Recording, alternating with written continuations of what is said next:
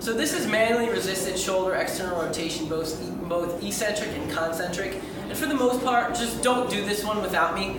I just wanted to have this video so we kind of understand what we're trying to do. So I'm going to start, I can start in just this sort of half kneeling stance. Again, my right knee is under my right hip, my right glute is tight, my right foot's directly under my right knee, my core is braced, my ribs are down, and I'm starting in my scapular plane at about 90-90. If I get really good at this, same idea as some of the other ones, we're going to get into a split stance that's going to mirror sort of our pitching stance, about 80% of our pitching stance, and do the same idea. But for almost everybody, we're going to start right down here. And what Pitt's going to do here is he's going to support my elbow, and he's just going to let me sort of relax and release and just move my shoulder cleanly in the socket. If this is bumping all around, he's not going to actually start. So I'm just going to relax, and he's going to do this. And then when he feels like I'm clean, he's going to start right at about 90-90 here. And what I'm going to do is he's going to hold that with his left hand, good, and this hand's going to be here, and I'm going to press up against him, and I'm going to press up against him. And what I'm looking for is making sure this good, clean ball and socket rotation happens, and I'm not popping forward there or depressing his hand down. If he feels something under my elbow, that means my lat's turning on too much.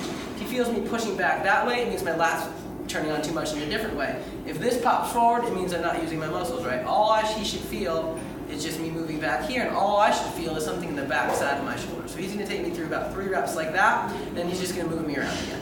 He's going to move me around again. He's going to take me to about maybe 45 degrees, so right about there. And we're going to do the same thing.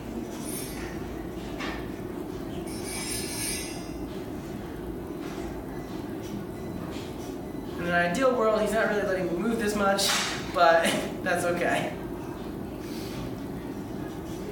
And then he's going to move me around. Good. And then we're going to go to about 90-90. For most of you, it'll take you about 10 degrees away from your sort of end range. So for those of you who can go really far back, we might go a little bit farther back than this. Good. So that's sort of what they're all supposed to look like. I'm not really moving much.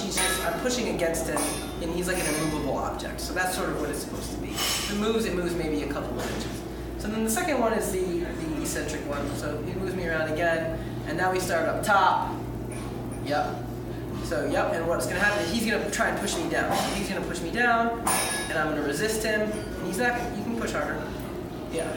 And then he stops. And he takes me back. Good. And I should feel this just in the back side of my shoulder. I'm feeling this in the front side. It's not ideal. Not good. Okay. So that's the idea. We're going to do the ones where I'm pushing against him, he's not really letting me move. He kind of let me move there, but that's okay. That's also an option, not one that we usually do, but that's an option.